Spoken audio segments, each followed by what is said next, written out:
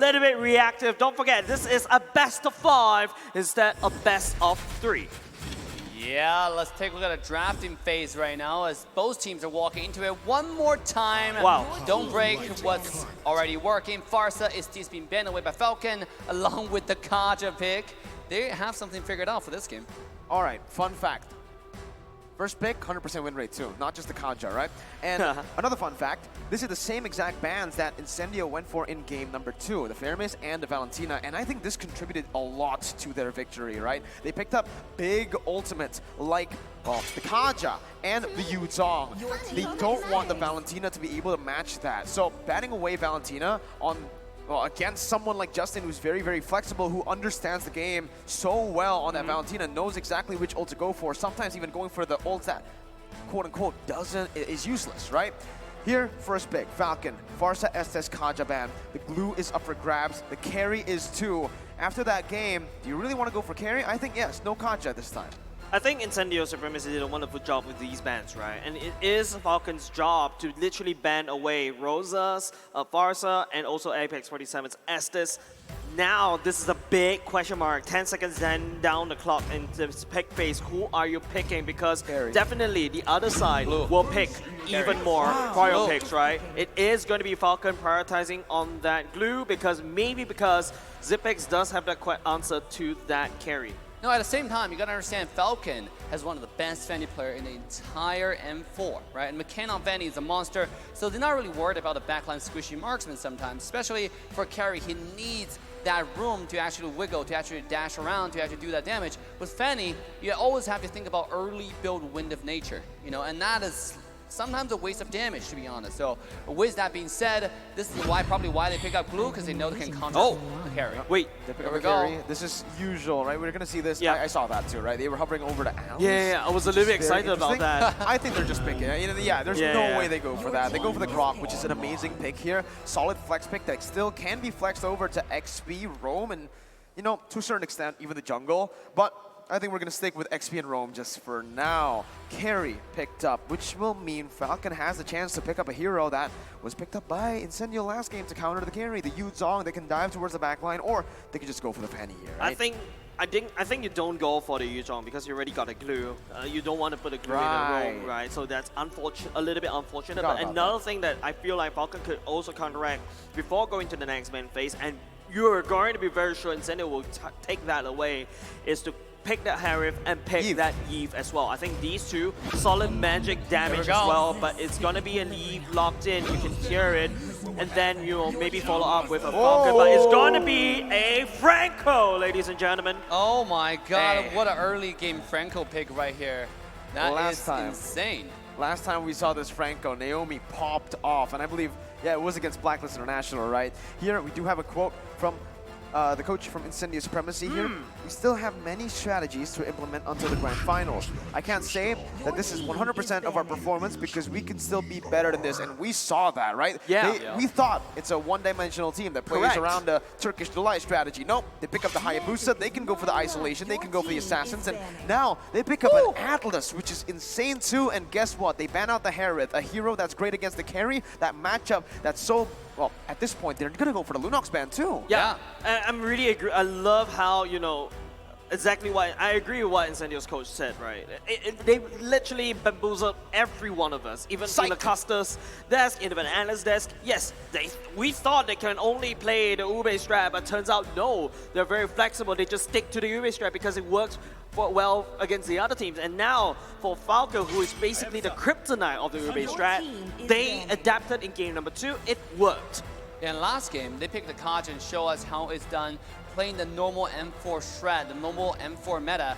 And here was Hayabusa ban right here. I think you're right, Lunox might have been the next target to think about it, but they choose to go with the ban on Martis from Incendio.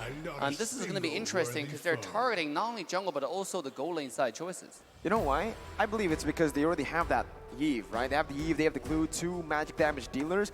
If they pick up the Lunox here, they're gonna really, well, Falcon's gonna be really banking on that magical defense, magical damage, and that's why. All right, they want to pick it up for themselves. They want to be able to burst the glue down with the carry.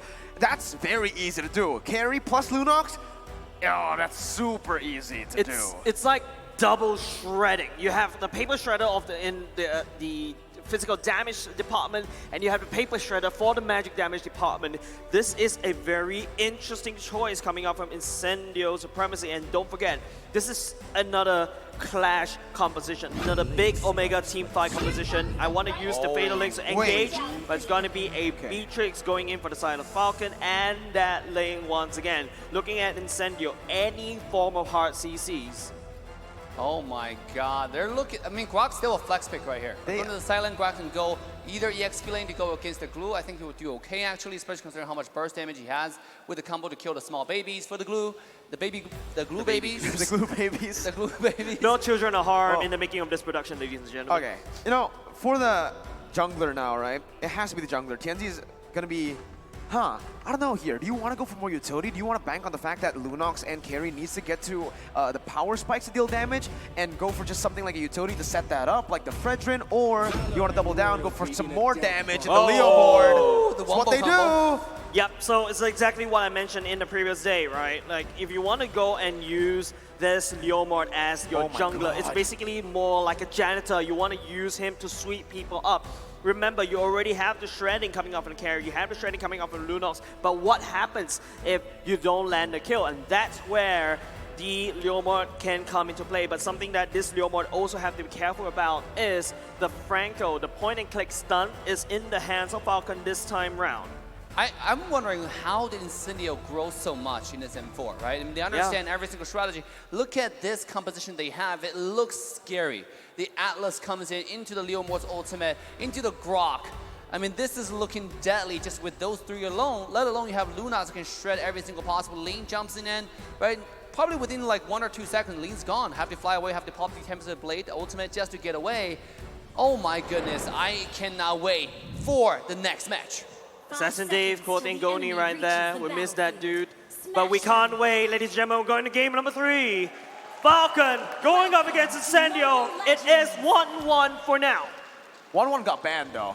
Oh. Yeah, no, anyways, here, Naomi again. Okay, if he does what he did to Blacklist again, then okay, I don't know what to say anymore if he actually does that, pulls that off. But here, Naomi's already going to get punished early on, Dave. Oh, Naomi's getting shredded. Like, this is exactly what we're looking at, right? The paper shredders of the side of Incendio Supremacy is looking to shred the wings of Falcon. We're not clipping anymore. We're just literally pulling the feathers apart. Right. Yeah, absolutely. Naomi, see, this tank, Franco get absolutely countered by Atlas, because Franco can't really check push except for using the hook. He's really not that tanky to front line. Their composition for the side of Falcon, they're looking to pick things off, where Incendio looking for Wongo Hongo. Speaking of picking things off, here's Alien getting hooked by Naomi. Beautiful, beautiful hook there from Naomi to make sure that one happened, and that will burn the flicker from this Atlas. Hey, you know what's interesting? The glue actually went for sprint here. Yeah, that's a very interesting battle. Naomi, there we go, one more time. No misgaming from Naomi. This guy's scary, my goodness. And Incendio now will move back into the Lethal Wonder. Okay, Naomi is actually cracked. Like, he's so good at Franco. He only missed one hook right now. Oh, okay, that hit the minion, right? Okay, let's get back to business here. The fun fact is, Incendio don't even have a backline, dude. Rose is going to be diving. Sunshine's going to be in the middle of the team fight. He's not going to be all the way in the back, too. So it's going to be very hard for Falcon, and especially for Ken, to pinpoint on who to target down, right? Yeah. Because, sure, you want to go for Sunshine, but Rose is there to peel with damage that can melt you down, with burst damage. And if you go on Rosa, Brilliance gets out, sustain. Yeah, and also, don't forget that this Leomord played by TNZ is their trump card that won them the progression to today's matches, right? Yesterday, when they pick out the Leomord plus STs, I had my doubts, but now looking at it, right, they're looking pretty good. It seems like they're giving up the first turtle, though. Team Falcon will be taking it for free, but not so fast. Apex 47 looking to find something done, but Naomi will strike first. The hook into the ultimate will go to first blood for Falcon Esports. Skin buff, man. Yeah. You're thinking what I'm thinking? Skin buff right there, but hold on, yellow flash. Here we go, yellow flash will be burned down by Incendio. It's a 1-to-1 trade across the map. Another day, another first blood for Falcon, but another trade for Incendio, and they're looking to invade already. Oh, here we go. Ultimate comes down from TNZ here, finding some damage, pushing Ken away. He's trying to steal this red buff right here. 2-on-2 to the jungle. The territorial control might not be to their favorite. Here comes the real-world manipulation. We'll find the zone edge onto Incendio. TNZ will have to back away, knowing they're 4, but they're not backing away. And the result is devastating, as Ling, played by Ken, will take another kill from team side of Incendio. But TNZ actually stole the orange buff there. Ken did not get it. Apex 47 now. Naomi coming down, being locked down, suppressed into the ground. Incendio will have to fly away with a skill too, but it cannot be fast enough. The damage is already ready, as he'll be taken down. Whoa, Sunshine with a beautiful damage there will take Ken for the trade. Electro Flash OP, healing in the last moment. Ken got overconfident over there, but Merkel, you mentioned it, that the lack of the orange buff just hurts Ken a little bit too much. Yeah, but here, oh my god. Again, one more hook. Don't miss Naomi. He's missed one hook this game, right? Well, 2. Well, if you count the minion, then he hasn't missed the minion. We need a counter somewhere. We got on a the counter, screen. yeah, somewhere. Naomi with the hooks, but yeah, at this point, I really still feel that Incendio Supremacy, they're completely fine. They're losing in terms of kills, but it's fine because, hey, guess what? Their carries are late stage. Sunshine here, you could already see with that Electro Flash, like you mentioned, he's very hard to catch. And with that additional kill, he's going to get that power spike a bit faster. And for Rosa, that's 1 kill and 1 assist. 400 gold lead for Incendio. As long as Incendio stay here, even if they're down 2,000 gold, they're still in the comfort zone. I think for the side of Ken, hold on. The Fatal Link connects, and it's going to be Naomi taking down first. Incendio strike into the heart of Falcon. Now Yellow Flash coming in, finding the split on TNZ, who'll be taken low and almost taken down. It's going to be dropped. Yes, he will. A beautiful ultimate from Ken will make sure that one happens. Meanwhile, the back line is it Justin finding himself isolated in the island, who will be traded off. It's 1-2, and Team Falcon takes the fight. Technically 1 for 3, right? Naomi was caught right before the team fight. So 1 for 3. Incendio again pushing their lead with a quote-unquote late game composition. Falcon, if they don't get out of this, if they don't form, you know, some sort of just a fight that goes well for them, Incendio are just gonna outscale them, take the game slow and take turrets. You know what? I feel like Falcon what needs to do right now is go Naomi catch. We go in after Naomi catch. That's how Incendio, Falcon wants to play, but Incendio though, who do you catch is also another problem. You catch the Leomord, that's a free gap closer for the Leomord. If you catch Apex 47, that's a free gap closer for Apex 47 as well. Rosa is proven, but hold on. Here comes the mass. It's barely missed, and now it's going to be Apex 47 in the midst of everything, taking a lot of damage, taking down very low, and he will be taken out by this Yellow Flash, who is in between the ultimates of the entire side of Incendio. It's a 1v1 trade so far, and Incendio makes a comeback, and now making a move to the turtle. Roamer for XP, not a good trade for Falcon, but they are actually going to be able to pick off a turret up top. That is going to enable them to get some more pressure down for the turtle, and it doesn't seem like Incendio wants to even force it. No engage, no initiation from Apex 47. They're going to back off. Incendio Supremacy has way too much damage than Falcon could handle right now. Looking at the items, it's going to be a Lunox. Look at that. It's going to be a clock right off the bat. You know this Lunox is going to hurt like a truck all the way to the back end game. Justin, on the other hand, went for the Ice Queen 1. Standard builds all throughout thus far. Here we go. Look at TNZ there. Just use a skill 1 plus retro. Did he use retro? Yes, he retro to get the gold crab. That gold crab is really good, actually. Give you a lot of farm in the early game. The skill's really fast. And let's take a look on the bottom side. Incendio, this is 2-on-2, but in the mid lane, though. In the mid lane, it's 3 versus 2, and then here we go on the bottom side. Rosa strikes for Naomi, taking low, but here comes the roll manipulation. They find the kill onto Naomi, but at what cost? Apex. And now it's Falcon fighting back. Apex jumping to the back line, now just connecting to the ultimate. The flicker to Fatal Link! It's devastation to the side of Falcon! Incendio take the entirety of this team fight. They're rampaging through game 3. Justin got walled, bro. Oh my goodness, Incendio are absolutely ruthless, knowing exactly that Rosa, he flickered it, well, he used his ultimate and flickered out just to bait Falcon's resources, and that that actually helped Incendio Supremacy. Apex 47 came out of nowhere with that conceal, capitalizing on the fact that the resources have been burnt out earlier, and Falcon now are being read out like a book. Another statistics right out the book as well. Sunshine is #1 in terms of total turrets destroyed. Sunshine, but I feel like the stats lie because I personally hate stats. It's always against me for some weird reason. Sunshine, on the other hand, is doing quite a good KDA as well. And for those who are wondering, that sheesh actually come from the desk, didn't come from the game. It wasn't an emote. It was an emote from the desk. And let's take a look. Carry is already scaling up really fast. This guy is 5-0 and 3. His power spike cannot come any sooner. Well, you know, again, they are late. Well, they need to wait for their power spikes, but at this point, they have their power spikes. It's Falcon. We're so far behind, and they're forcing something out. The flicker and ultimate coming in. TNZ is a target, but there's no follow-up, and now they have to back away. A weird questionable play coming from Falcon here. The ultimate comes down from Justin. Real world manipulation is not enough, but Apex with max play. The fatal link yet again, find it 2! Entire Incendio diving in, and finally coming to Naomi. Now they're backing away onto the Lord. Once again, Incendio take this fight. Everything that could have went wrong for Falcon went wrong. Your hook landed on a Grog that activated first skill. You walk into a choke point right into Apex 47's fatal links. Doesn't even need to burn the flicker. It's just gone from bad to worse for the side of Falcon. And now it might be even worse again, because look at this. Ken is going to be walking down. And just HP, a beat. Can he get away? Oh, have to pop the ultimate just to stay alive. Now Rosa might find himself in a rock and hard place. Will have to pop the flicker just to get away. Meanwhile, to buy room for the entire side of Incendio to get the Lord. At what cost, though? A little bit of misstep will cost him his life. And sure enough, Rosa will be taken down by the side of Falcon.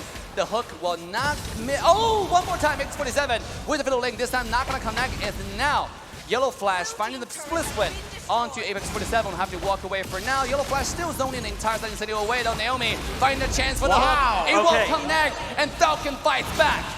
That's insane. They need to fight back right now. The Lord's actually looking a little bit low.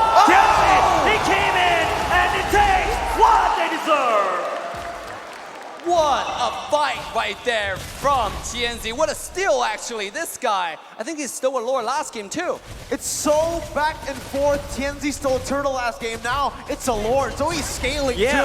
Zipix finally getting to those item power spikes. There you go. The Malefic Roar is done, but look at the carry. Corrosion Scythe, Golden Staff, and even the Wind of Nature. How are Falcon going to be able to deal with the carry now with that Wind of Nature done? Not only just that, TNZ performing like this is just gonna allow them to win this game number 3. Hippity hoppity, your property is my property. That's what Incendio literally said. I take your turtle, I take your lord. But thanks for that team fight, though. From Falcon's side, they're able to equalize the gold differential, right? I mean, like, yes, the lore got stolen by Incendio, but Falcon's not that much behind on gold. It's actually barely about 2,000 gold ahead. I mean, 2,000 gold behind for the side of Falcon. This is 10 minutes into the game. That's barely anything. You're forgetting the fact that Incendio shouldn't have the gold lead, though, right? They are the late game comp. It should be Falcon who have the gold lead. So the fact that Incendio still have that gold lead after losing in that fight, and the fact that TNZ was able to steal in a 1v4 is just absolutely, well, abysmal for Falcon. Falcon right now, at this point, what do they even need to go for? Personally, for me, they need to wait for a mistake from Incendio Supremacy. They need to punish, but again, you can't just rely on Incendio making a mistake. Oh my god! Alien going for the wild charge. Knowing that Ling was out of the energy. That was close. That was really close over there. I literally cracked up. I was like, oh, that's actually could be a play. And then Alien just missed that wall charge. But I mean, it's all fun and games for now. But Incendio Apex 47, that's the real game. Going for the yellow flash. And here comes the entire set of Falcon diving in. Damage is ready. Monster kill goes to the marksman. Sunshine's popping off. And now it's Ken looking to jump into the fight. A beautiful flicker. The ultimate from Naomi will find TNZ. As he will be taken down. Apex 47 takes low. But Sunshine's popping off. Look at his damage. 1, 2, 3 auto attack. And there's everybody going down to 1-2 trade. Incendio fights back yet again. I feel like Falcon, right? I think wall charge. Connecting to Rosa into the back line. Devastation, disaster for Falcon. It's a 0-4 trade. Incendio is disintegrating their opposition. Jace, we don't get to talk. It's all the play-by-play here. They're going for plays across the map, and even here, it's Ken looking for something. It might be another play. Dave. Here we go, Ken. Nah. Flying with fast and getting. But damage! Have to pop the 10 bits of blade. Ken barely gets away. I love how you said nah, and then it's like Sunshine, hey, I'm here. Yeah, it's like Ken, you needs to use the ultimate just to get out, just to have the iframes. That's the amount of damage Sunshine is doing right now. And Incendio looking to perform on form, but I have to just gotta say, right, Falcon, right now, I feel like they're fighting two battles. And especially in a game like this, where Incendio have this late game composition, it came super early. Falcon needs every hand on deck. Well, you know, it comes down to, again, Falcon not knowing who to target in this team fight. If they go for Sunshine, Rosa's free hitting. If they go for Rosa, then everyone else is free hitting. And they, on top of that, they have so much CC to actually negate that dive. They also can burst the frontliners from Falcon. So, again, Falcon, they at this point, they really need to find some isolation. That's the only way they get the dub, right? Without relying on Incendio's mistakes in the team fights. They need to split this team up, and they need to catch them one-on-one with Naomi on that Franco. Incendio, the way they play, I don't think they're going to give that over. I feel like this is a replay back in the group stages, right? I feel like, remember, I think it's one of the first few games of the day, right, in the group stage. Incendio and Falcon fighting for the spot of being that dark horse. TNZ on that Leomord is that devil horse that Falcon cannot hold on. Right here, right now, they're going to go into the fight. Lorbeck taking down, Apex running for the engage. Legendary goes to Sunshine. This guy's destroying the game with a Flicker hook. Flicker ultimate come Naomi will take down TNZ yet again, but at what cost? Now it's Rosa fighting back, finding kill number 1. He will find kill number 2 with the help of the team. Incendio, 2 to 3 trade, and they got a Lord come into the base. Newsflash, ladies and gentlemen. Wind of Nature doesn't work against Lunox. Exactly, and even against the true damage from carry, right? So that's the thing, that Wind of Nature, the only reason he got the Wind of Nature is for TNZ and Alien, but Sunshine can just negate that. Lunox can just burst you down, and at this point, look at that Golden Staff again, right? Golden Staff and now DHS. He already got the Corrosion, he already got the Golden Staff, and now with the DHS, does even more damage, and Glue, it doesn't really matter what defensive items you have now. You might as well just go for Immortality because you are not going to survive for long. I mean, no one's going to survive against this carry. This guy's 0, that's 10 kills. Oh, man. Can we already predict the MVP of this game if they win? It's 0-4? I don't know, man. I wonder who it is. I wonder who it is. I've got no idea. Now the Lord will march in at the bottom side. It is going to be a Falcon defense for now, but like I said, Falcon needs to find a way to stem that pain. What can Falcon do, Marco? Well, at this point, again, there's not really much they can do. They can go for some picks. They can try to isolate Incendio, but the way Incendio is playing is they're not even giving Falcon a chance to open up the map at all. Incendio, they have so many heroes that can go well up against the Franco, right? Falcon picked up the Franco here, but Alien can actually just negate that just by just standing in front and popping up the Power of Nature. We also have that Atlas with the perfect match. There's so much for Incendio, and to dodge away and to just negate that hook and the pick potential from Falcon. You can see Ken relying on a lot of damage items, got the BOD instead of a defensive item, but against Sunshine, Wind of Nature, instantly. Nothing, there's no burst that can really get to Sunshine. At this point, I think the only chance for Falcon to come back is Franco land a Flicker ultimate onto the carry, right? I mean, if they don't get carry, it's GGWPs. Look at the goal, look at the damage, Joe. This Lunox's carry is popping off the entire game left and right. I mean, maybe if you kill carry and he slowly move on to Lunox, there's a chance, but to your point, Miracle, there's so much damage point, there's so many late game carry at this point from Incendio.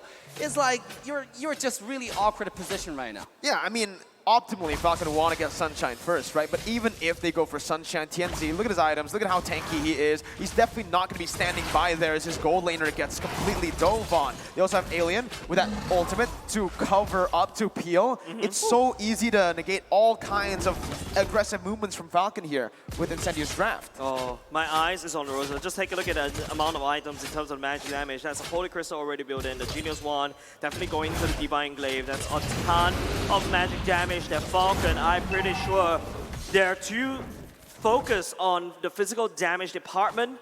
They're gonna get shredded by Rosa.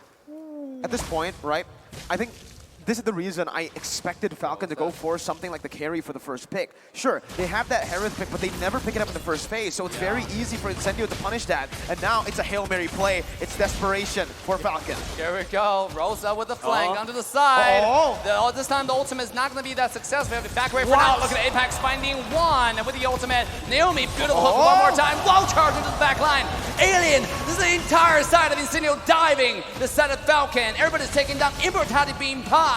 And it seems like it's going to be Yellow Flash taken down first. But not so fast. 1-to-1 trade as Falcon will equalize.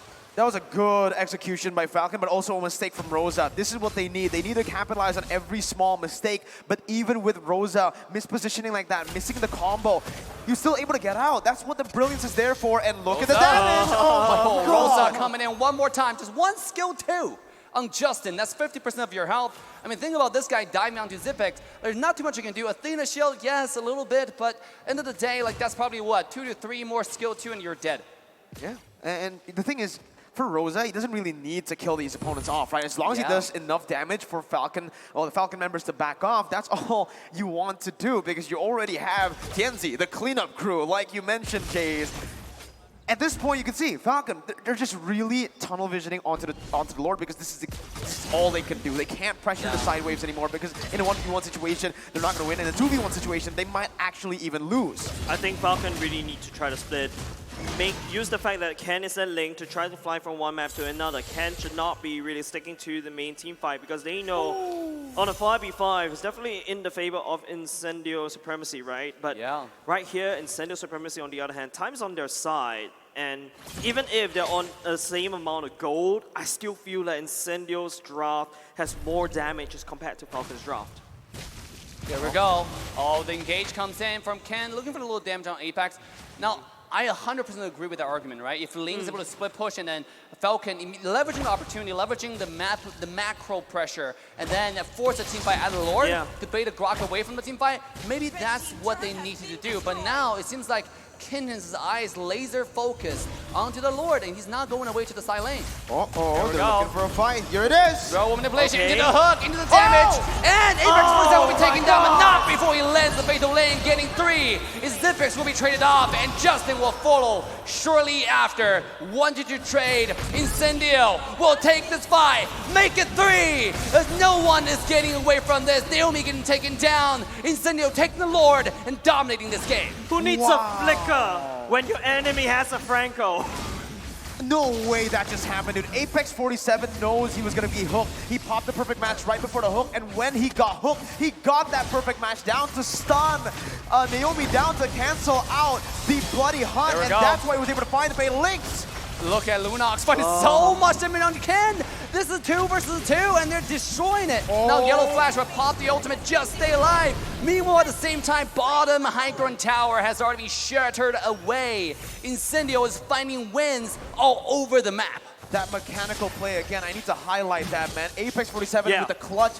1 second, or just a millisecond late on that perfect match, and that would have been horrible for Incendio. But instead, it became great. Perfect match time with the hook, canceling the bloody hunt, and now we're going to get a replay, all right? Let's take a look at this one more time. How did he manage to pull that off? Boom, the stun comes in, and there you go. That's it. No, actually, no. What was that? It's Tianzi's Phantom Steed. It's not even the perfect match. It's the Phantom Steed by Tianzi that displaced Naomi and canceled the bloody hunt. But everyone is so clumped up. It allows Tianzi to do this so flawlessly, so fluidly. It's like, I don't know. It's like, you know, Naomi goes to fishing, expecting for some salmon, but he fished a shark instead, and the shark killed them all. That's all I can say about this entire M4 so far is expectations has not been working to our favors, right? I mean, like, Talon's expectations going to every series has been, like, proven over and over again challenged. I mean, this team that just popping out, Incendio, what they're showing us today is the Incendio 2.0. It's a versatile team that can play any draft. Now with the Lord coming to the base, they're looking to win the game, to get to the match point. Here we go. Slow push going in. Alien using the wall to slow it all the way down. The Lord's getting bait all the way outside. Here comes the Leomore. Leomore coming in for the commitment, looking for the damage. And Apex 47, can he find the engage? Grok finding the kill to the backline. Zipex taken down. It does not matter. They're going for the base. Ladies and gentlemen, it's Incendio match point. Match point for another match here for Incendio Supremacy. And again, we got to talk about that. You guys mentioned Falcon, they could have, you know, tried to split push. In my opinion, I disagree. I feel like they just lost in the draft straight out, right? Even if they go for the split push, Ling has to be able to 1v1 his opponent in the lane that he's split pushing in. Against Alien on that Grok, you're not going to be able to do so. And guess what? You're up against a Lunox and a carry with Leomord as well that can literally just take the Lord 100 to 0 instantly. Remember how fast they shred the Lord. So even if the Ling went over, using that mobility, he won't be fast enough to reach the Lord. It's just crazy, right? Coming out from Incendio Supremacy once again. Another team from, well, well played, man. Just beating down one of our fan favorites, one of the caster favorites as well, Falcon Esports. I think there's a lot more pressure on them right now to perform. Incendio, on the other hand, they are in element. They showed us that they are not a one-trick Turkish delights. They have a lot more strategies, and I'm looking forward to what kind of strategies they have in store for us. So we'll be going straight back into the analysts very soon to break down the games as well. It is up to you, Gideon, Narashi, also Wolf. Please explain to us what exactly happened. Welcome back to the analytical department with me, Arashi, Gideon, and Wolf. Match point for Incendio. Wolf, how do you feel it? You know, I'm very happy about what the result was because Falcon really did show up. There were so many good skill shots that they were hitting. Even Naomi looked really good in that game. But it was Incendio Supremacy who eventually won with the draft that they have, as well as the fact that they played much better than Falcon in the latter portions of the game. Actually, when I was looking into the draft and into the game, now I felt what was the trend now for Incendio Supremacy. One by one, they have a lot of counters against the heroes of Falcon, which we will see later on.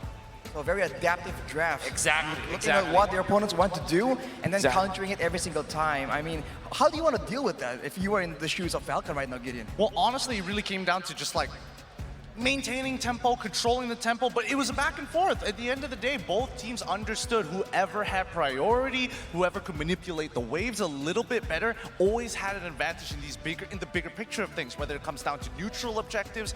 But yes, as Wolf mentioned before, those 1v1 engagements and even just slow counters with ultimates or even abilities starts to edge them out towards the middle stages of the games, and it became very clear that it was very hard to maintain or even split push like Mirko mentioned before, because they could 100-0 the Lord. Yeah. Even if it was third, fourth, I would argue by the fifth Lord, you would feel like it's strong, but it would still shred so much faster in comparison to Falcon.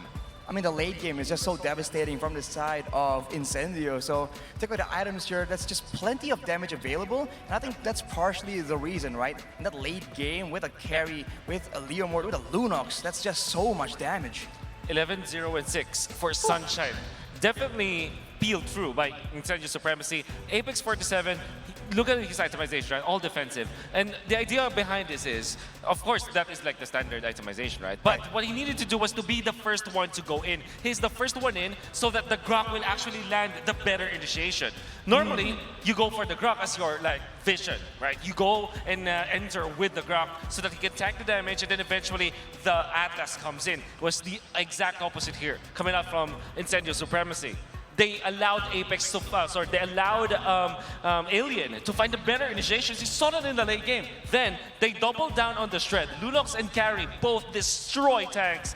Glue and Naomi, the Franco, they cannot stay in front because that's Lunox and Carry. Yep, they're just such big threats, and there's nothing much you can do, especially as a tank, and you're dealing with true damage. It's something that you cannot touch whatsoever. But looking at the post-game stats, I think we get a little bit of a better idea. Like, Justin is trying his very best to kind of find an open angle or even force something out. With the box, you can land a bit of a mini stun, and that should be more than enough time for Falcon, or specifically Naomi, to help follow up from a distance. However, when we're looking at Incendio, I think that, as we were talking about Wolf earlier, Alien as well as Apex, working in tandem is one thing, but the micro adjustments. First engagement, Apex uses standard combinations. Afterwards, you start thinking ahead of time. Okay, they've got Flicker, so I'm gonna come in with the perfect match, and eventually I'm gonna Flicker, use my ultimate to ensure that I can get at least 1 or 2 people and catch Falcon off guard. I do think Falcon in this game, a bit short-sighted, and eventually they hit their cap in terms of how far they can think ahead. Well, I mean, on paper, it just seems like a very simple strategy. There's 3 very thick frontliners, and then there's a mix of good magical and physical damage in the back line for the side of Incendio. Yeah. So it's very simple, but the execution, like you mentioned, Gideon, is just something else. Hey, we like them thick. That's what I'm just saying. I'm very much impressed about Rosa's performance. So far in the last 3 days, we've seen this guy perform in the lower brackets. I think that he's slowly showing his identity, and it's definitely one of the candidates for one of the best players out there. He even played the Lunox against a team that likes to play the Lunox, and already, you know, you remember Ruby Didi was, he used that hero against this team. That's amazing. But the man of the hour, though, is Sunshine, and I think that we cannot deny the fact that he played so well in this game. Well, the fact that he has 0 deaths, right, against a team as aggressive, against all the quote-unquote counters to a marksman that Falcon has, it's just great positioning, great execution. Yeah, I honestly think that Carry now really deserves a ban if this is going to be the direction that Falcon wants to draft towards because it feels like Incendio at this stage of the game really know how to drag things out. They've taken a lot of inspiration from Blacklist International and utilizing the pointers or the strong suits, sorry, not the strong suits, but the characteristics of the Ube strategy, understanding that yes, team fighting is going to be a particular way, but if we look at the heat map, it becomes very clear that Sunshine's overall goal is to spread his influence, knowing that the tanks, if they go in, they hesitate for a moment. You can see people like Yellow Flash even knowing that he has to use his split to protect himself from the proc of Carry. And I wonder if there's also a heat map for his teammate Apex 47 because I know, and we saw that he's always there for Sunshine. This is not just the one effort from one guy, 11-0-6 marksman for sure you're gonna attribute to his playstyle, but it's also a collaborative effort where they always protect Rosa as well as Sunshine. Look at him, he's always there with the Atlas. Yeah, the Atlas. I mean, it just seems like right now, the roamers just play such a huge role. So Apex for sure was trying to make all the plays happen, trying to counter Naomi's signature pick that Franco as much as possible. And it was just so difficult for Falcon to just find a decisive engage because there's no way for them to reach that backline targets. I think not only is it difficult to engage, picking off seems to be the way Falcon wanted to play it, but Incendio had a better idea, and I think, you know, the Phantom Steed in particular, the placement of it is extremely important, especially when the Bloody Hunt comes through. It just feels like Incendio has a lot of fallbacks. If one ultimate had been used, they still have multiple abilities to do the exact same thing. The highlights are beautiful because we are not only highlighting Sunshine himself, but also the plays coming out from his teammates, like Alien's timing, see Apex 47's protection, and ultimate.